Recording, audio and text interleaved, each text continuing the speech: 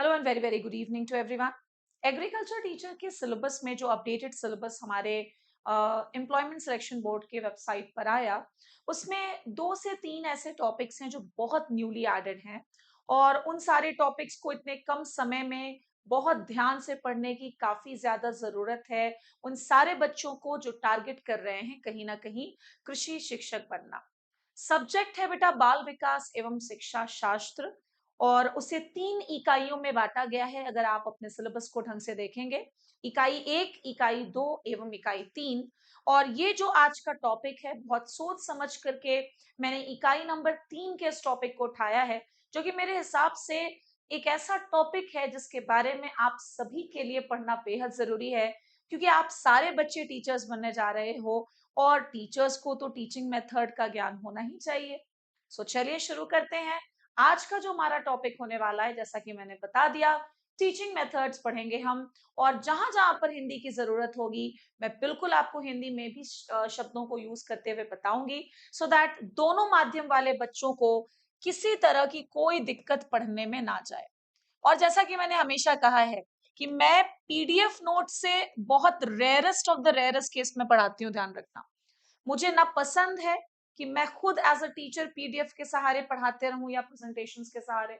मैं चाहती हूँ कि मैं बोर्ड पर लिखूंगी तो मेरे बच्चे भी वही आदत सीखेंगे कि वो भी लिख लिख करके पढ़ें, बिकॉज वो बहुत अच्छा तरीका होता है किसी चीज को समझने का और साथ ही साथ याद भी करने का।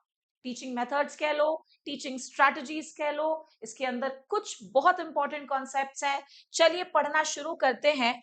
सबसे पहले तो हमें ये आना चाहिए कि ये होता क्या है टीचिंग मेथड। देखो, तुम्हें भी पता है, मुझे भी पता है कि ऐसा सवाल नहीं आएगा पेपर में। लेकिन जब आप किसी सब्जेक्ट की शुरुआत कर रहे हो, तो क्यों ना हम उसको बिल्कुल बेस से शुरू करें, जैसा कि मैं हर क्लास में बोलती हूँ। सो टीचिंग मेथड का मतलब है किसी भी टॉपिक को प्रेजेंट करने का तरीका। जैसे मैं ही जब पढ़ाती हूँ, तुमने हमेशा देखा होगा कि जब भी मैं कोई नए टॉपिक को प्रेजेंट करती हूँ, चाहे वो रीजनिंग हो, चाहे वो ये टॉपिक हो, चाहे वो एग्रीकल्चर हो, मैथ्स हो, फिजिक्स हो, मैं हमेशा बेस से शुरू करते हुए मॉडरेट लेवल, फिर एडवांस लेवल पर जाती हूँ। और यही तो होता है बेटा टीचिंग मेथड। सो जल्दी से परिभाषा लिख लेंगे।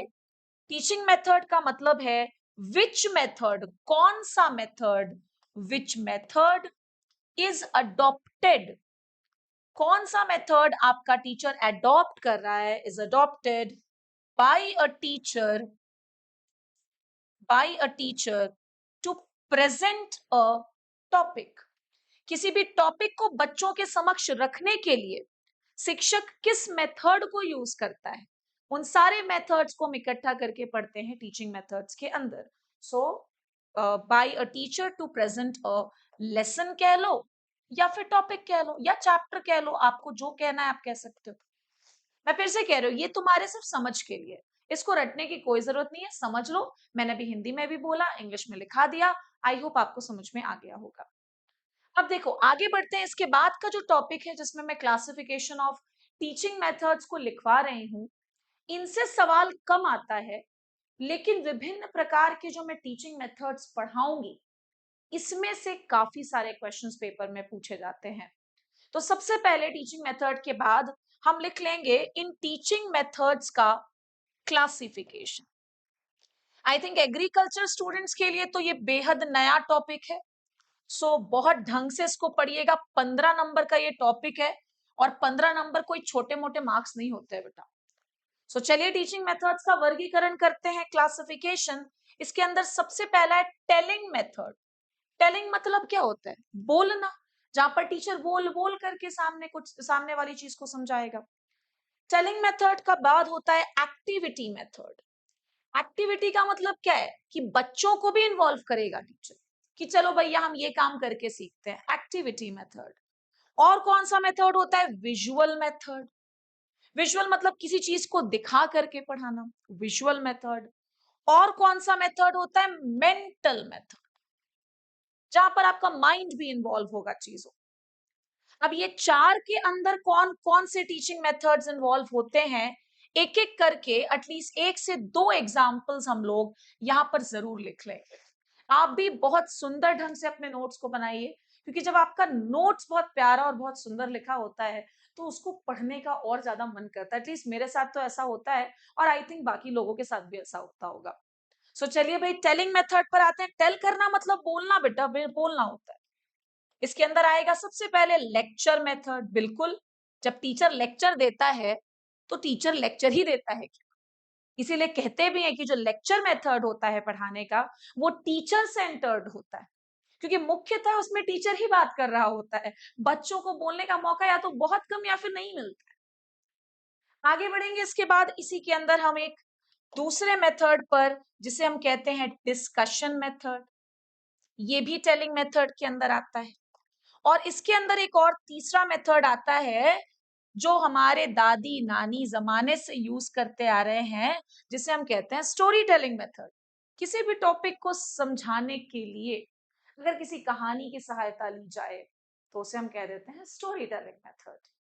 आगे बढ़ेंगे इसके बाद हम एक्टिविटी मेथड पर, जिसके अंदर आ जाएगा प्रोजेक्ट मेथड। आते हैं इससे बहुत सारे क्वेश्चंस। देखो और भी मेथड्स हैं, लेकिन मैं एक बेसिक क्लासिफिकेशन तुम्हें दे रही हूँ। और मैंने क्या कहा कि इस क्लासिफिकेशन से भी ज्यादा एक एक मेथड के अंदर जो इंपॉर्टेंट पॉइंट्स हैं वो आपको याद होने चाहिए, तभी आपसे टीचिंग मेथड्स पर आधारित सवाल बन पाएंगे पेपर्स के। अब हम आगे बढ़ेंगे विजुअल मेथड पर। विजुअल मतलब देखा आपने किसी चीज को। जब आप टेक्स्ट बुक पढ़ते हो तो आप तो उसको देखते ही हो ना, टेक्स्ट बुक मेथड इसी के अंदर आएगा। और क्या आ जाएगा, दूसरा लिख लीजिएगा, डिमॉन्स्ट्रेशन मेथड। किसी चीज को करके दिखाना, किसी चीज को करके दिखाना, डिमॉन्स्ट्रेशन मेथड। अक्सर जब साइंस हम पढ़ते हैं तो साइंस में ये टीचिंग मेथड बहुत इंपॉर्टेंट है, because science is all about seeing. देख करके जितना अच्छा सीख पाओगे शायद ही उतना आप पढ़ के सीख पाओ। तो साइंस में अक्सर डिमॉन्स्ट्रेशन मेथड को एज अ टीचिंग मेथड बहुत कॉमनली यूज किया जाता है। और लास्ट तुमने देखा mental method. Mental method I think मुझे एक और क्लास लगेगी, क्योंकि सारे टीचिंग मेथड्स तो आज के आज खत्म नहीं हो पाएंगे। इसके अंदर सबसे पहला है इंडक्टिव मेथड। आप मेथड लिख लेना बेटा। दूसरा मेथड का नाम लिख लेना डिडक्टिव मेथड, डिडक्टिव मेथड। तीसरा लिख लेना एनालिसिस मेथड, सब में सोचना समझना पड़ेगा, एनालिसिस मेथड। और चौथा और आखिरी इधर मैं लिख रही हूं सिंथेसिस मेथड। तो ये एक ओवरऑल क्लासिफिकेशन मैंने आपको आज की क्लास में टीचिंग मेथड्स का बताया। मैंने समझाया नहीं है, समझने वाला टॉपिक अभी शुरू होगा। तो ये एक बेसिक सा क्लासिफिकेशन अपने अपने कॉपीज में नोट डाउन कर लेना, स्क्रीनशॉट चाहो तो ले लेना। अब हम आएंगे एक एक टीचिंग मेथड पर, जिसमें सबसे पहला है स्टोरी टेलिंग मेथड। देखो मैंने क्या किया है, क्योंकि समय कम है, जो आपको पता है मोस्ट प्रोबेबल एग्जामिनेशन का डेट है वो है 25 अक्टूबर। भले वो संभावित है डेट, लेकिन फिर भी यही मान के चलना पड़ेगा।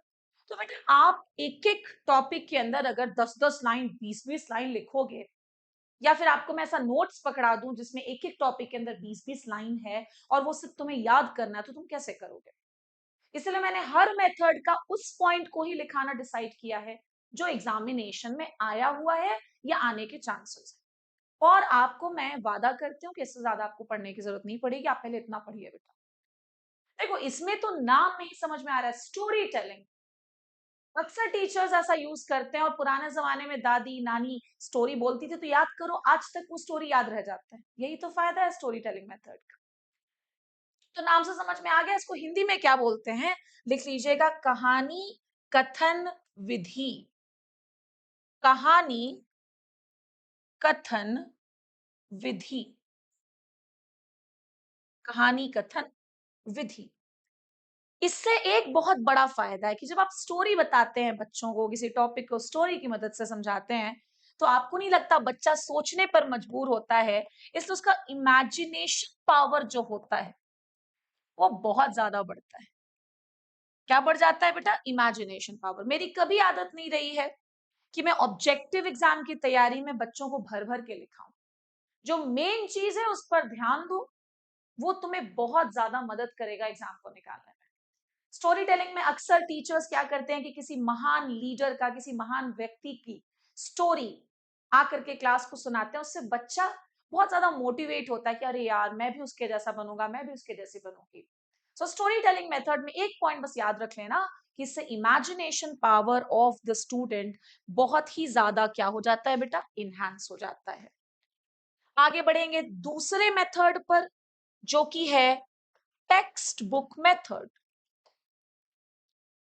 कौन सा मेथड? Text book method. अब टेक्स्ट बुक पकड़ के करोगे क्या? तो लिखते हैं साथ में, फिर समझते हैं। जो टेक्स्ट बुक मेथड होता है, इसमें टीचर बुक को पकड़ के उसे पूरे क्लास के सामने लाउडली पढ़ता है, या फिर ये पूरा का पूरा काम टीचर कर ले, या फिर क्लास में किसी एक स्टूडेंट को भी याद करो। स्कूल का टाइम ऐसा करते थे कि टीचर आते थे, बोलते थे भैया Amit stand up and read the entire chapter, या फिर इस पैराग्राफ को पढ़िए। आपके साथ भी हुआ होगा, मेरे साथ भी हुआ था। सो लिख लेना बेटा पहला पॉइंट टेक्स्ट बुक वाले में, that the reads teacher reads out book loudly in the class. Loudly मतलब काफी जोर से पढ़ते हैं, बिकॉज पूरी क्लास को संबोधित करना है। Loudly in the class. अब इसका पर्पस क्या है, इसका उद्देश्य क्या है, क्यों टीचर ऐसा कर रहा है? ठीक है, पर्पस भी लिख लीजिएगा।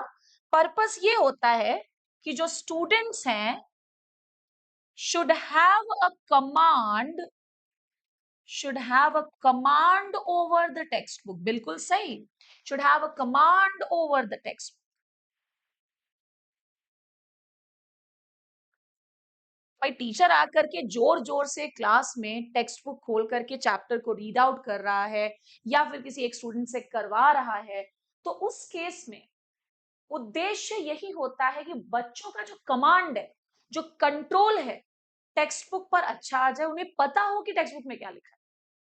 और ज्यादा इसमें बात करने की जरूरत नहीं है बेटा, इसको याद रख लीजिएगा। तीसरे टीचिंग मेथड पर आते हैं, जो कि है लेक्चर मेथड। लेक्चर मेथड, जितने पॉइंट्स लिख रहे हैं ना, उनसे सवाल बना लोगे। मैं दो दो चैप्टर्स, इंग्लिश का भी मैंने बोल रखा है कि 2 चैप्टर खत्म होने के बाद हम एमसीक्यू लेंगे। सिमिलरली हम यहां पर भी यही ट्रेंड को फॉलो करेंगे। 2 चैप्टर खत्म किया, 2 टॉपिक खत्म किया, इकट्ठे एमसीक्यूज बना लिया 30 से 40। अब हम आते हैं तीसरे टीचिंग मेथड पर, जो कि है लेक्चर मेथड। बेटा लेक्चर मेथड तो जमाने से यूज हो रहा है, ये काफी ओल्ड मेथड है टीचिंग के अंदर का। So it's an old teaching method, और काफी ट्रेडिशनल तरीका है। ट्रेडिशनल मतलब जो जमाने से फॉलो होता है, ये आज की बात थोड़ी ना है कि टीचर आता है लेक्चर देके चला जाता है।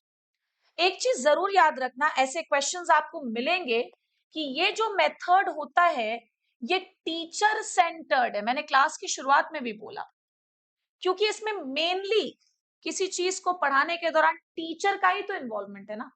मैं आकर के लेक्चर जब दे रही हूं, तो बच्चे को बोलने का मौका, बच्चे को इन्वॉल्व होने का मौका बहुत कम मिलता है। सो ये टीचर सेंटर्ड मेथड है। अक्सर आपको ऐसा सवाल देखने को मिलेगा कि बताइए इनमें से कौन सा टीचिंग मेथड है जो स्टूडेंट सेंटर्ड है, जो टीचिंग सेंटर्ड है या टीचर सेंटर्ड है। तो आपके सामने है लेक्चर मेथड, जो कि ओल्ड और ट्रेडिशनल तरीका भी होता है। अब हम आते हैं चौथे मेथड पर, लेक्चर मेथड के बाद, जो कि है डिमॉन्स्ट्रेशन मेथड। इसको प्रदर्शन विधि भी कह सकते हैं। क्या कह सकते हैं? प्रदर्शन विधि। तो चलिए भाई इसके अंदर भी लिखते हैं डिमॉन्स्ट्रेशन में। जैसा कि मैंने क्लास के शुरुआत में ही कह दिया था कि ऐसे जो टीचिंग मेथड्स होते हैं, it is useful for mainly कैसे सब्जेक्ट? Science subject. जी हाँ, साइंस को तो जरूरत है, क्योंकि जब आप साइंस को देख करके समझोगे तो वो ज्यादा लंबे समय तक आपको क्लियर रहेगा, आप कभी नहीं भूलोगे। तो ये एक बहुत अच्छा पॉइंट है कि वो कौन सा टीचिंग मेथड है जो साइंस सब्जेक्ट्स को समझाने के लिए काफी ज्यादा सूटेबल होता है? Demonstration method. आगे बढ़ते हैं पांचवें मेथड पर, जो कि है ट्यूटोरियल मेथड। अब ये क्या होता है ट्यूटोरियल मेथड?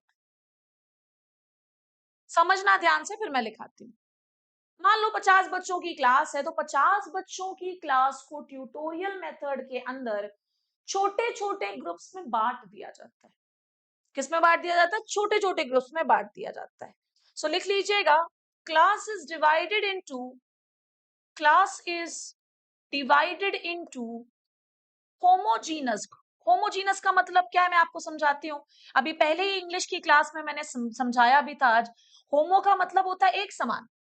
मतलब मान लो 50 बच्चों की क्लास को आपने 5-5 के ग्रुप में बांटा, तो वो जो ग्रुप नंबर 1 है, उसमें उपस्थित 5 बच्चे एक जैसे ही होंगे, सोचने में, समझने में, पढ़ने में, लिखने में। होमोजीनस ग्रुप्स में डिवाइड किया जाता है। अब डिवाइड करने के बाद क्या होता है, ध्यान रखना, डिवाइड भी जब करता है टीचर, तो मैंने जैसा कि बताया ऑन द बेसिस ऑफ, किस आधार पर डिवाइड कर रहा है ग्रुप को, तो लिख लेना on the basis of abilities, उनके सोचने की क्षमता, उनके समझने की क्षमता के आधार पर टीचर पूरे के पूरे क्लास को कुछ होमोजीनस ग्रुप्स में डिवाइड करता है। और फिर डिवाइड करने के बाद क्या होगा, उनके जितने भी प्रॉब्लम्स हैं, removes the difficulties of the student, भाई प्रॉब्लम तो होगा ही, बच्चा है आफ्टर ऑल वो, remove the difficulties of students by individual guidance. जी हाँ, प्रत्येक बच्चे के डिफिकल्टी को इंडिविजुअल गाइडेंस से इस मेथड के अंदर सॉल्व किया जाता है। सो बस यही चीज तो याद रखना है कि वो कौन सा टीचिंग मेथड था जिसमें पूरे के पूरे क्लास को होमोजीनस ग्रुप में डिवाइड करके उनके इंडिविजुअल डिफिकल्टीज को सॉल्व किया गया। आंसर क्या हो जाएगा, ट्यूटोरियल मेथड। नेक्स्ट आगे बढ़ेंगे छठवें मेथड पर। देखो यही जरूरी है, ये बहुत जरूरी है कि तुम लिखो। जब लिख रहे होगे तुम सुन सुन करके मेरी बातों को, तो तुम्हें कहीं ना कहीं बहुत सारी चीजें लिखते समय पर भी समझ में आएंगी, सुनते समय पर भी समझ में आएंगी। एक बार सुन लिया फिर लिख लिया तो वो चीज पक्की हो जाती है बेटा। ये जो छठवां टीचिंग मेथड हम पढ़ा रहे हैं ये भी बहुत इंपॉर्टेंट है, ध्यान रखना।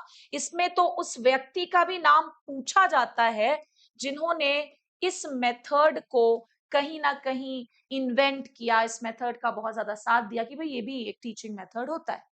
सो नाम लिख लेना टीचिंग मेथड का, क्वेश्चन आंसर टीचिंग मेथड। बहुत अच्छा मेथड है ये भी। और क्या आपको पता है कि ग्रीक फिलोसफर थे जिनका नाम आप लोगों ने सुना होगा, सोक्रेट्स। सोक्रेट्स के द्वारा ही कहीं ना कहीं इस मेथड का इन्वेंशन हुआ। और इस मेथड के जनक बोल सकते हो आप कहीं ना कहीं सोक्रेट्स को। नाम से समझ में आ रहा है, क्वेश्चन एंड आंसर मेथड में स्टूडेंट से क्वेश्चनिंग की जाती है, सवाल किया जाता है। और सवाल पूछने से हमेशा जो बच्चों की क्यूरियोसिटी है किसी टॉपिक को लेकर के, वो बढ़ती है। वो क्या हो जाती है, बढ़ती है। तो ये हमारा छठवां टीचिंग मेथड हो गया। अब हम आते हैं सातवें टीचिंग मेथड पर, जिसको हम कहते हैं डिस्कशन मेथड। कौन सा टीचिंग मेथड है, डिस्कशन टीचिंग मेथड। एक सवाल तुम देखना अक्सर आता है दिस टॉपिक इस सब्जेक्ट से, कि बताइए वो कौन सा टीचिंग मेथड है जिसमें लीडरशिप क्वालिटीज डेवलप की जाती हैं स्टूडेंट्स की, या फिर होती हैं स्टूडेंट्स की। तो वो यही है बेटा, डिस्कशन मेथड।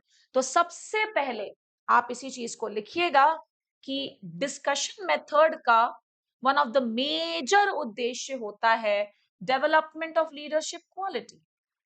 तुम बस इतना तो याद कर लो पहले, फिर तो सवाल बनाएंगे जो पिछले पेपर्स में आए हैं अलग अलग स्टेट्स में या अलग अलग सेंट्रल लेवल के एग्जामिनेशंस में।